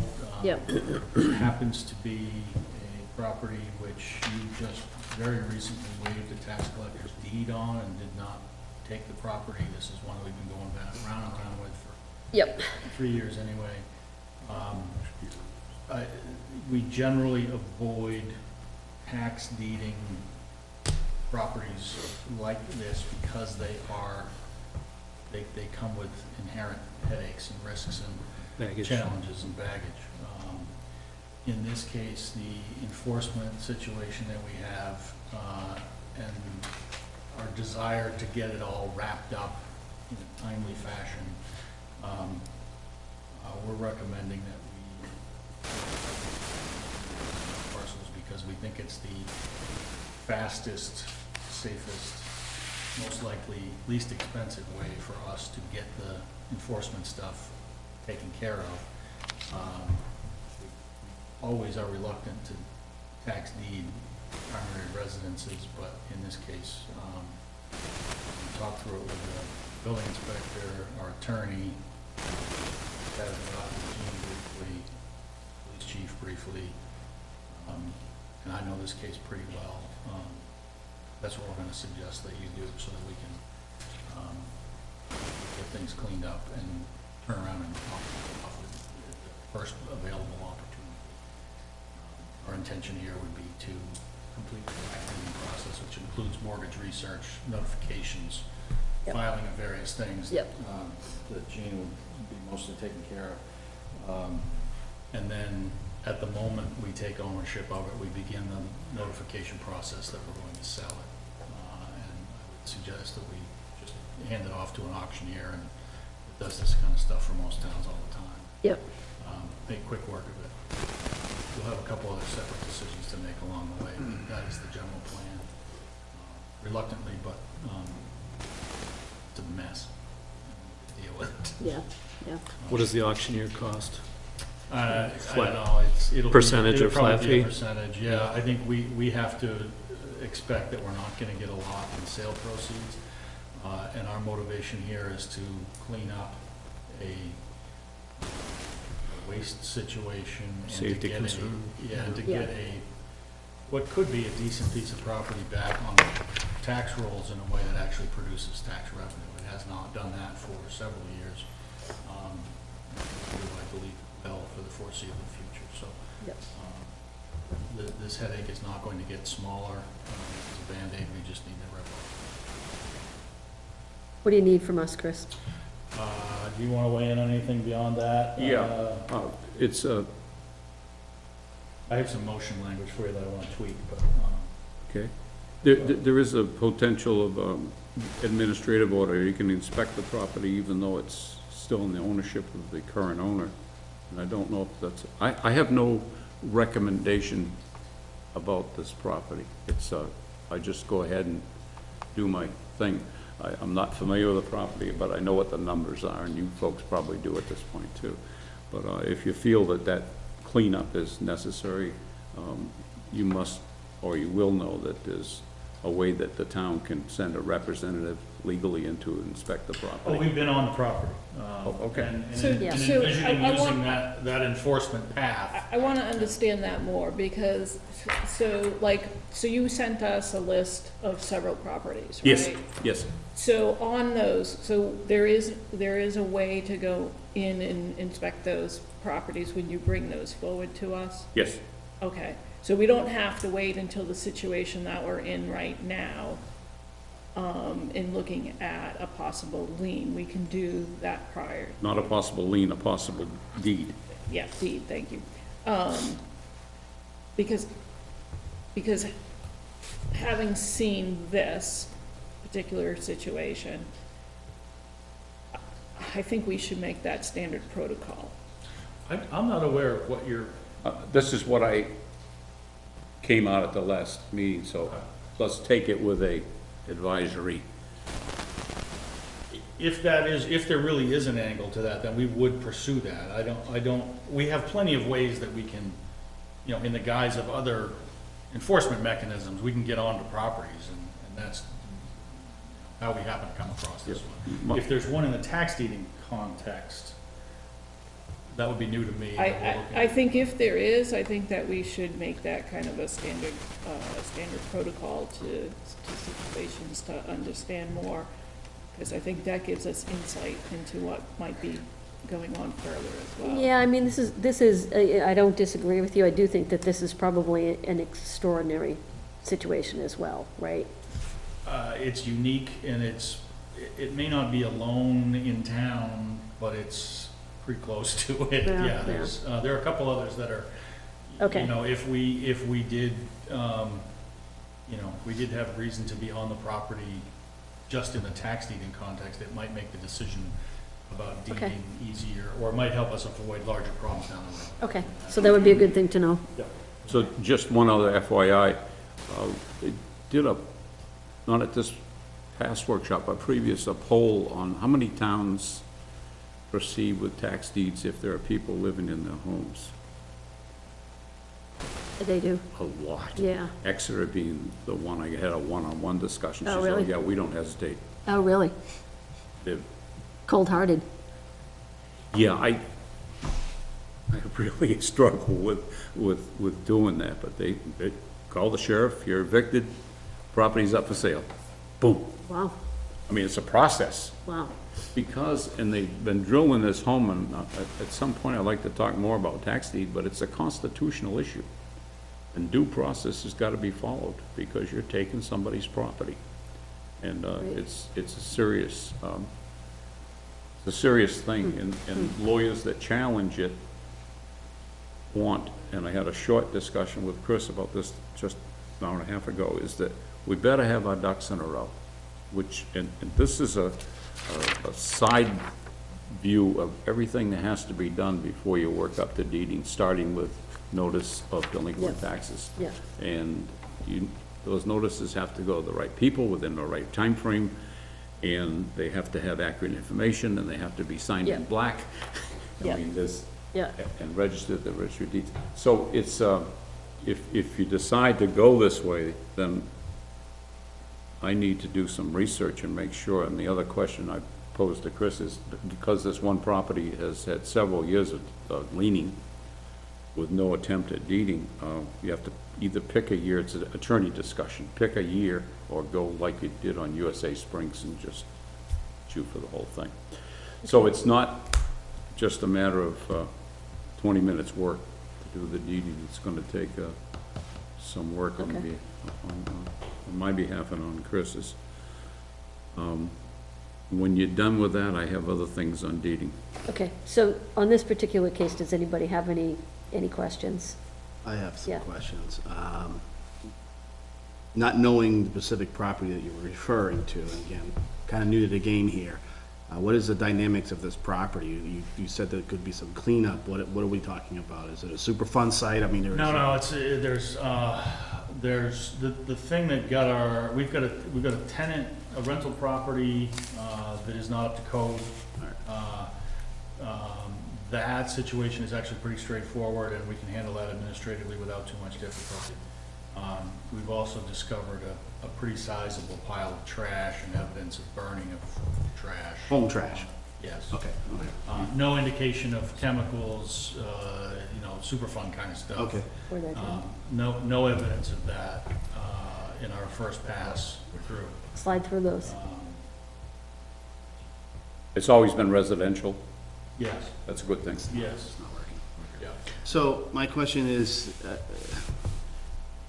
I understand the seriousness of this, and I understand that this property owner, owes some serious money to the town for taxes and all this stuff. Is this a widower, elderly? I mean, what is this person, the property owner? I mean, Yeah, it's a widower, there's some other family involved, that dynamic I can't relay effectively. There's an owner in residence, there's a rental property, on the adjacent parcel, so we're talking about 3 different parcels. This case is one that, we've been working on trying to get current with taxes for at least 3 years, and just making some progress on the tax side. The trash and waste situation we just became aware of it last Wednesday or Thursday. So the alternative, which maybe where you're headed, is can we find a way to get this cleaned up and let the homeowner stay in the home, which is kind of our bias in these things. well, my concern is throwing grandma out on the street. Absolutely, and that's why it's something that you don't see us do. That's why it's gone on this long. And that's why it's gone on this long. Yeah, yeah. The risk for us here is that if the cleanup doesn't happen, which needs to happen, which is what we fully expect will not happen. Regardless. Regardless of any action we take, we don't believe the property owner is going to do anything about it. So then we have an obligation to do something about it ourselves, legal or otherwise. All we're going to do is spend a whole bunch of money doing that, and then add that on to the bill that we're never going to collect. And and frankly, we're going to have to go back again. Is she still living on the property though? Yeah. Too? Yeah. The- And is it the whole building that's not in code, or just the apartment? We have not been inside the Main house. the first, house A, house B is a rental property. We've got significant code violations and safety concerns and health concerns in that building, and it has been condemned effective 3 weeks from now. The tenant has a place to go. So that's a lock cinch. You can't run that business here with a place in that condition. We've not been inside the other house. We have been on the property of the primary residence, that parcel. That's where most of the trash problem is. Okay. We don't know. We didn't spot it. Which side of the line it is. They're adjacent properties. It could be on both. We don't. Sure. And how far back does the taxes are? 7 years, someone mentioned, was it 7 years or just 3 or 4? No, I bet it's 7. 7? Yeah. 7,000, 70,000? I don't understand. 7 Years, years. 7 years. years in my pay taxes. With some dribs and drabs, but the oldest ones are. And they 5 or haven't 6. communicated at all in any intent? Oh, no, we've to had pay? plenty of communication, and we had an agreement, the board had an agreement with this owner a year ago that established a payment plan in anticipation of a sale of the property, that the owner agreed to and was, on board with, and didn't follow through on that. So we've used up a lot of our tools that we use to try and keep people in the house, and aren't working. And we have every reason to believe that they will not work any differently in the future, so. I don't recall in all the time that I've been on the board that we've had to do something like this for this drastic of a situation. My time. Yeah, I don't, so it's not a decision that's We've made. taken properties No, that that's have right. not been primary residents. Right, exactly, yeah. But there's also, I mean, as Chris said, there's, issues with mold, rodents, it's pretty bad. Is this an old house? No, I don't know. He's not 100 or 200 years 40s, 50s? old. No. Camp, What's that? like an old camp. Oh, old camp converted? Probably, yeah. So it's right on North River Lake. Across the street from it. Is there any worry of contaminated water from all this We don't- filth, like We don't getting? think so. It's no? far enough away that, at first pass, we don't think so. I mean, And the that- nature of the stuff that's there. Husband and the son passed away, Yeah. right? Wasn't that? So it's just her? She's her, so that's probably one of the, And how old is she? I don't know. 80s? I doubt it. No, definitely not. I'm trying to pick carefully. Yep. Public context. I understand, Yeah. Anything else? No, I just want to share my concern that, I understand the severity of the situation, but we are dealing with, someone's life here. And all due respect for someone who's gone through a similar situation, I can totally relate to that person. So I would hope that, the board and everybody does this due diligence to ensure that we dot our Ts and cross our Ts and dot our Is. Anybody else? I think as many years as this has gone on, I think we've demonstrated significant amount of patience and trying to meet him in the middle, so. I wouldn't want to be rash about it, but it's probably prudent at this point to get those wheels turning. Mitigate the risk moving forward. Good. And I like Charlene's idea about making it part of our process to use whatever administrative mechanism we have to lay eyes on any property before it gets this bad. Could I just cover a couple of things, but mostly for Ben's benefit? Yeah. So the process at this point is that property has been liened for over 2 years. So they've had over 2 years from even the most current lien before it's even eligible for deeding. I don't know if anybody read I put in the Nottingham newsletter, the whole process. So we're at the point now that the selectmen got notice, and they have a choice at that point to waive or not to waive, or in this case, waive and change your mind. I don't see anything that prohibits that. Now, I have to do a search and see if there's any mortgagees, any banks, credit unions, so forth. They get notified at the same time the owner does, that, hey, Gene Reed's property is gonna get deeded. Banks don't like that, so I suspect this property is not mortgaged. But the owner gets due notice that 30 days, at least 30 days prior to a deed being issued, that this is gonna happen. Registered letter, return receipt. I'm aware of the process, Gene. I'm familiar with it. Okay, well, I just wanted to make sure, I didn't know if you were. appreciate it. So, and then, I have no choice if the selectmen say to deed it, because the law says the tax collector shall execute a deed. So it's entirely up to the governing body to make that decision. And then after that happens, talked about reading, I know you folks don't have enough, but what do you do after you own the property? You let Chris take care of it.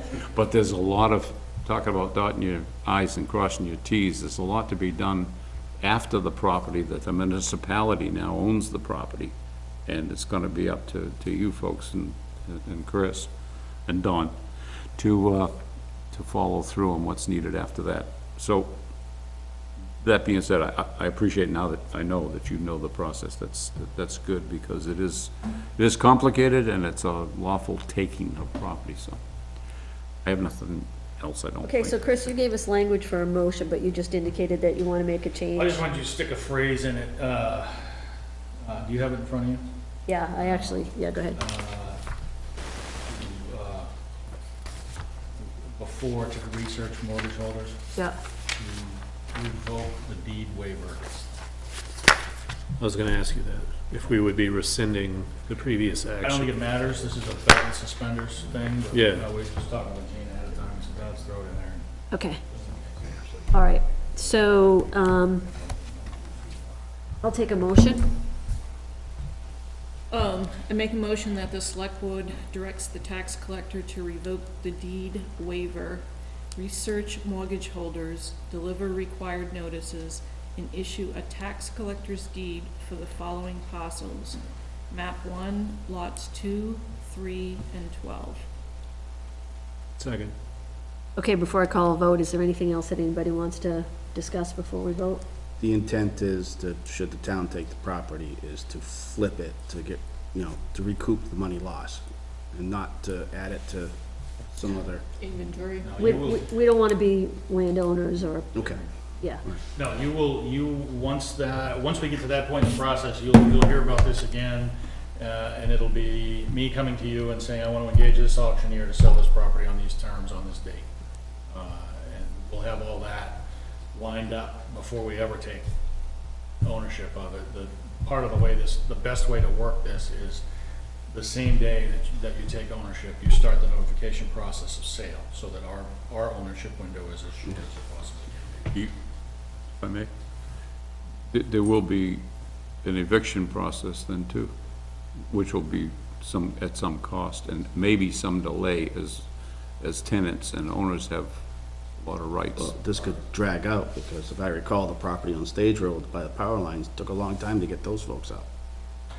Our intention would be to auction it as is, no warranties. Whoever buys it is gonna go through that process.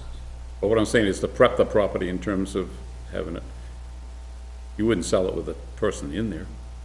Somebody wants to buy You it. can auction it off with someone in there. Yeah.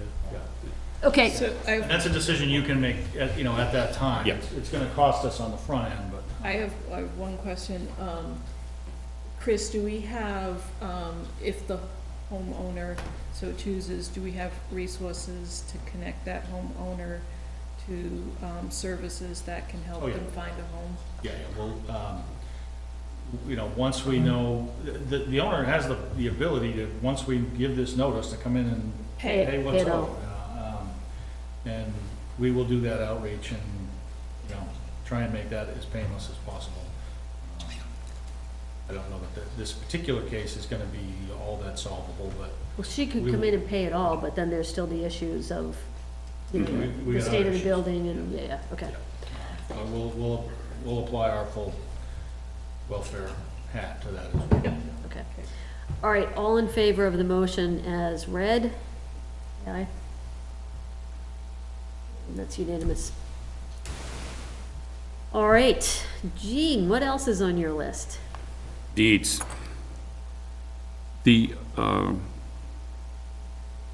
I had relayed to Chris, I don't know if I copied you folks or not, and I've also consulted with the New Hampshire Tax Collectors Association attorney in regards to, there's a 10-year period for recovery that the former owner can take action. And the response I got was that the property will be sold as is. The response I got locally here was that the property can be sold as is, was is, which absolve us from all responsibility. The tax collector attorney disagrees. Even by selling it as is, where is, it does not preclude the former owner coming forward and saying, you took my property illegally and I want damages. So I just want the board to be aware that there is a incontestability, 80-78, that's RSA. No action, suit, or other proceedings shall be brought to contest the validity of the execution of the real estate tax lien or any collector's deed based thereon after 10 years from the date of the record of the collector's deed. It leaves a window for a former owner to come back and point out to the town, in our case, any flaws that they see, even if according to the attorney, even though the property has changed hands. So I just, So 10 years, the window's 10 years on that? Different than the 3-year repurchase. Okay. Yes. Yeah, okay. Gene, okay. in your training sessions or communications with other tax collectors, has there been any examples where that has occurred that you know of? the reason I paused is there's an ongoing suit in Northumberland that really put me on notice, and I can't remember the details, but it's been going on for years, and they have an attorney that knows what he or she is doing, and punching the holes in the way they took the property, and they don't know how it's gonna turn out. I spoke personally to the collector up there. I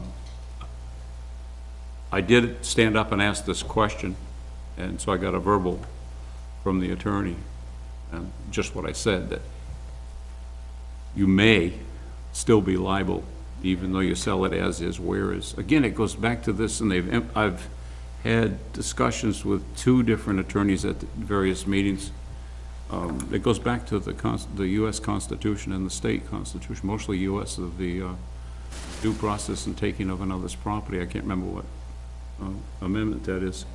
So I just want this board to be aware that it's, you need to be careful. And So Gene, so you're saying up to 10 years, we could be held liable for, yeah, if it's not done properly. yes. Yeah, so They- as long as we're doing it properly, then we're not liable for anything.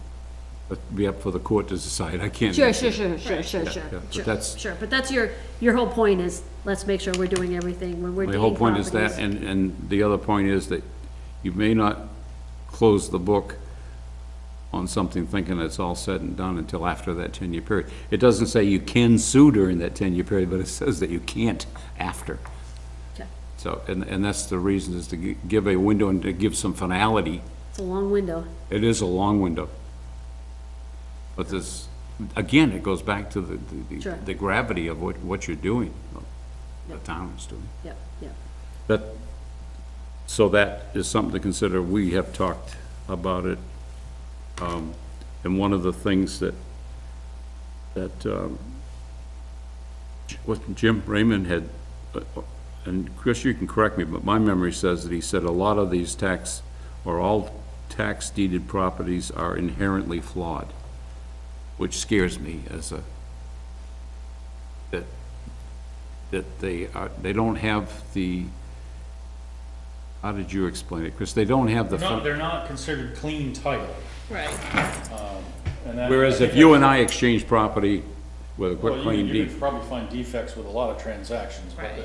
a tax deeded property's title is inherently weaker than title in other things, because of the things that you just talked about. Yeah, That's why mortgage companies do title Right, searches right.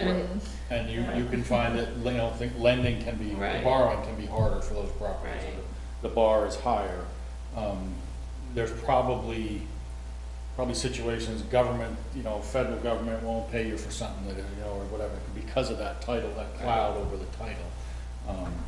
There are lots of different flavors of clouds over titles, and this is one of them. yeah, that, Well, it's in your world, Yep. Yep. again, it was just making you all Appreciate aware. that. Yep. There is one thing pending though, and that's,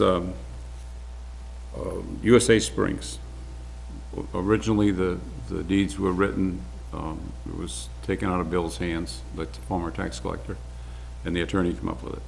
The first set of 3 deeds had a year in there that wasn't eligible for deeding, just a refresher course. So I actually, one of my first welcome parties was to sign 3 deeds, and I did, because the tax collector shall sign the deeds. Following that, we came forward and said that, whoops, one of these years is incorrect, and that deed is incorrect because it named a year that wasn't eligible for deeding. The year 2014 lien was not eligible yet, so a corrective deed was issued. I signed the corrective deed. Now, on one of the properties, there's a third deed that's been presented to me, signing. It has to do with the non-payment, at the time I was told about it, the non-payment of monies from SBA, the cell tower. The cell tower that wasn't Yes, paying their that leases. is the subject of the confirmatory deed that is, Pending. As far as I know, it's still pending.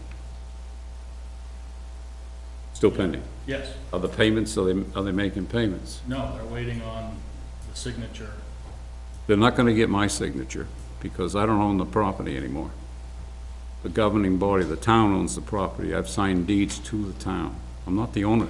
I have no authority to sign that confirmatory deed. They've changed the attorney with, again, no consultation with me, not that that stops it, but has changed the deed to include lease and right-of-way information that their attorney, the way I was explained, did not agree with the second deeding of that particular one of three properties. So a deed, actually it's been a couple of months ago, was presented to me to sign. I talked to several of my contemporaries, and their opinion is that I have no authority to sign that deed. And again, it's taking of property. I don't own it. The tax collector washes his hands of it when he executes a deed, is my opinion and others' opinion. So I don't know what to do with it other than to say 5 signatures or 3 signatures out of 5 and do what you want with the deed. Put restrictions on it. You can do whatever you want. It's the governing bodies, the town's property, not mine. What's the timeline on this, Chris? Well, we have an answer now, so we'll figure out what we're gonna do next. Okay, That's so, fine. because, We got your answer, we'll move on. okay, because With another plan. I this, don't know this what that board needs more background, more in-depth discussion than we're gonna have here tonight, so. Yeah, that's fine. is. Okay, yeah. we'll move forward some other way. Okay.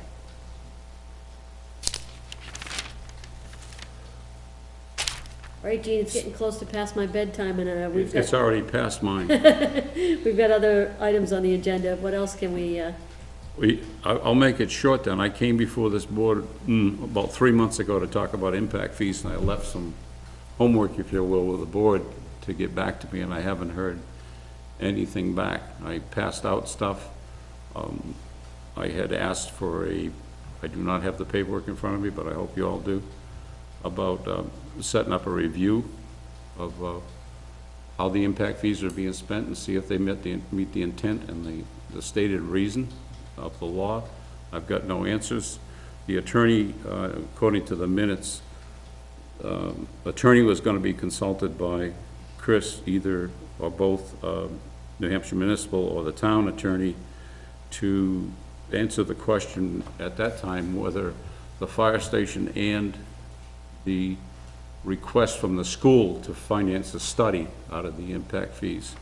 I haven't got any feedback. I'd like feedback. I'm not done with questioning impact fee, the spending of impact fees. it's my understanding that the school did not use impact fees to do the study, correct?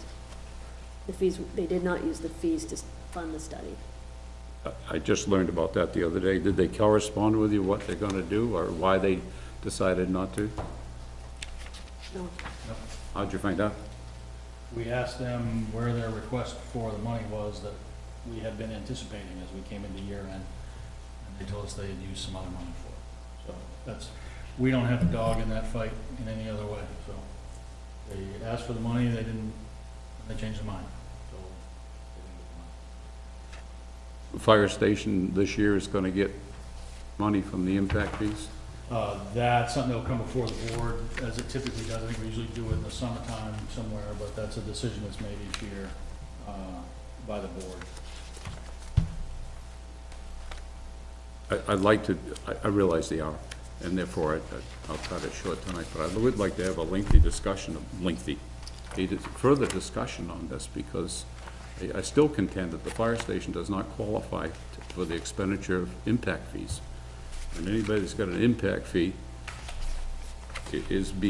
their money's being misspent, in my humble opinion. Now, the attorney was supposed to be asked, did we get an answer from the attorney on anything to do with my last meeting?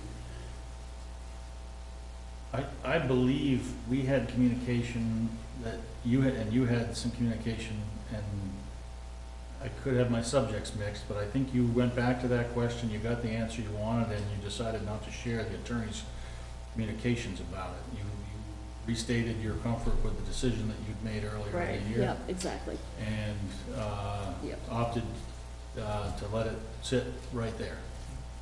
I think we had that conversation 2 weeks after that happened, whenever that was.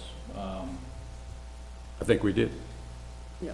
But And so why can't we share that information? It has to do with spending specific taxpayers, specific money, and if we have a legal opinion on it, why shouldn't that be available to the public as to how their money is being spent? Well, I don't believe we're obligated to share. You're not, absolutely not obligated. It's not a matter of obligation, it's a matter of fairness and informing the public. Otherwise, we're running Animal House here, where you have a secret rule, and we're on double secret method of Well, dispensing impact I fees. take If we- exception to that comment, Gene. Well, I take exception to the fact that you won't share the legal answer to a very important question about spending taxpayers' money, impact fee money. If we have an answer, why can't we share that? We're comfortable with the decision that's been made, that the way that it's being used. It's also been a subject for the planning board, correct? Based Yeah, on the consultants and the impact fees consultants. can be used for the fire station. We can talk this till we're blue in the face. No, we can't.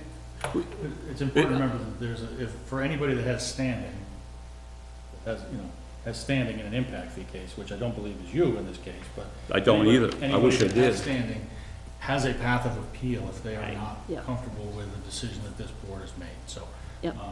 you have not But disposed of anybody's rights. There is Yeah. a process by which anybody can appeal that. So, because I don't have standing and I'm the only one that appears to care about this, we're just gonna truck ahead and go with secret rules. Because that's what we have. I mean, we have a legal opinion, one or two legal opinions. We're gonna go to NHMA and, a town attorney. Did we go to NHMA or just, Gene, there isn't anything different that we're gonna say on this subject. so it's a secret? Certainly the discussions that the planning board has had with the There's been consultant, 2 consultant studies those, done. those certainly weren't. The consultant study, I'm gonna interrupt you because the consultant There's been 2 consultant studies, studies done by the planning board. The planning board has taken the recommendations of the consultant and assigned impact fees for the fire station. is that, could I ask the select board member to the planning where I could find that discussion? That the planning board consultant has agreed that the fire station qualifies? Go to their minutes, right? You can go to their minutes, you can look at the impact fee studies. No, the study is not, I'll look at it again. I don't believe it specifies the fire station. It specifies in future if there's expansion or expenditures for a capital improvement caused by new development, then that money should be applied to that, I believe is what the study says. I'll review that, but how could I research? Do you have any idea of the time frame when the planning board discussed that the particular fire station expenditures are appropriate? You'd have to go back through their meetings, or certainly go and talk I to, don't know. talk to the chair of the planning board. I'm sorry to take umbrage at that, but when our elected people can't come forward and tell what rules we're playing by, I take umbrage. I think, So, okay. I'd like to be notified when you're gonna discuss the fire station expenditure. How would I pay attention to, will it be in the agenda? Should be, yeah. And that happens during the summer usually? Typically, yeah, I think we've done that in the June, July timeframe past. Yeah. Yeah. No appropriation is needed for that.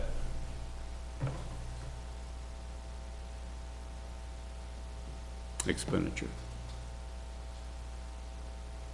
You mean I mean, the vote, appropriation by town meeting? yeah, The town voted for impact fees, yes. and then, so they voted for impact fees so that was when the town said, yes, we want impact fees. I tend to agree with you. Surprise. I think it's exempt from going forward for another appropriation, but it's not exempt from following the law.